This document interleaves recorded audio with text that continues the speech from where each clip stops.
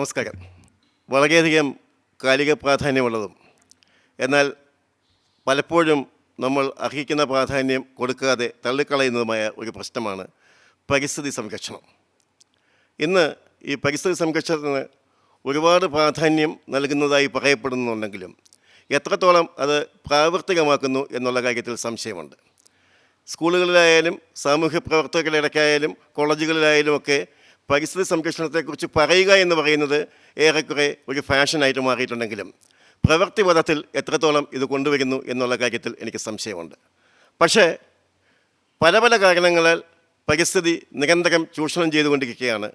ഈ ചൂഷണം ചെയ്യൽ വരും തലമുറകൾക്ക് ജീവൻ വലിയൊരു ഭീഷണിയാണ് ഉണ്ടാക്കുന്നത് എന്നുള്ള കാര്യം നാം തിരിച്ചറിയേണ്ടുന്ന കാലം വൈകിയിരിക്കുന്നു.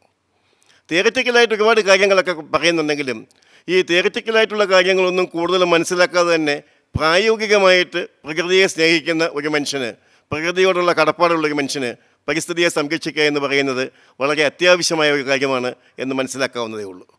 ജനസംഖ്യയിലുള്ള വർധനവ്, വ്യവസായവൽക്കരണം, ഒരു കാലത്ത് മനുഷ്യനെയായിരുന്നു ചൂഷണം ചെയ്തിരുന്നത് എന്നുണ്ടെങ്കിൽ ഇക്കാലത്ത് മനുഷ്യനെ ചൂഷണം ചെയ്യുന്നതിനേക്കാളും കുറേ കൂടെ എളുപ്പവും കുറേ കൂടെ സമർത്ഥവുമായിട്ട് ചൂഷണം ചെയ്യാവുന്നത് പരിസ്ഥിതിയാണെന്ന് മനസ്സിലാക്കിയതിന് ശേഷം പരിസ്ഥിതിയെ നിരന്തരമായി ചൂഷണം ചെയ്യുന്ന സംവിധാനം, ഇതൊക്കെ വന്നതോടുകൂടി പരിസ്ഥിതിയെ ഏറ്റവും അധികം നമ്മൾ ചൂഷണം ചെയ്യുകയും അത് പല രീതിയിലുള്ള പാരിസ്ഥിതിക പ്രശ്നങ്ങൾ ഉണ്ടാക്കുകയും ചെയ്യുന്നുണ്ട്.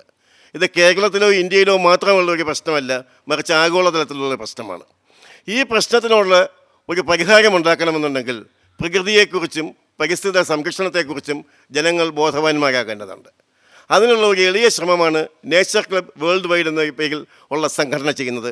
അതിൻ്റെ പ്രവർത്തനങ്ങൾ നമ്മൾ കേരളത്തിലും വ്യാപിപ്പിച്ചുകൊണ്ടിരിക്കുകയാണ്.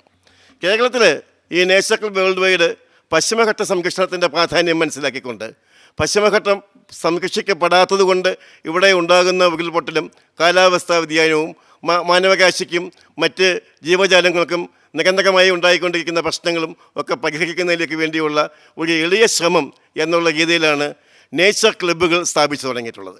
ഈ നേച്ചർ ക്ലബ്ബുകൾ എന്ന് പറയുന്നത് വലിയ ഔദ്യോഗികത്വമൊന്നും ഇല്ലാതെ തന്നെ പ്രകൃതിയെ സ്നേഹിക്കുന്ന കുറേ ആളുകളുടെ ഒരു കൂട്ടായ്മ ഏത് പ്രദേശത്തും, ഗ്രാമങ്ങളിലായാലും നഗരങ്ങളിലായാലും ഒരു റെസിഡൻഷ്യൽ ഏരിയയിലെ ഒരു വിഭാഗം ആൾക്കാർക്കായാലും പോലും തുടങ്ങാവുന്നതും അവരുടെ ചുറ്റുവട്ടത്തെ സംരക്ഷിക്കുന്നതിലേക്ക് വേണ്ടി ഉള്ള നടപടികൾ കൈക്കൊള്ളാനും ഉള്ള ഒരു എളിയ ശ്രമമാണ്.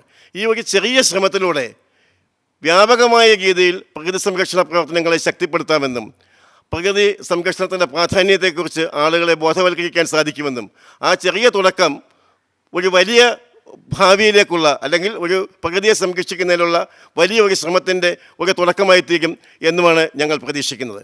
അതുകൊണ്ട് ഈ നേച്ചർ ക്ലബ്ബ് വേൾഡ് വൈഡിൻ്റെയും പ്രകൃതി സംരക്ഷണ പ്രവർത്തനങ്ങളുടെയും പ്രാധാന്യം മനസ്സിലാക്കി ആളുകൾ ഇതുമായി സഹകരിക്കും എന്ന് ഞാൻ പ്രതീക്ഷിക്കുന്നു.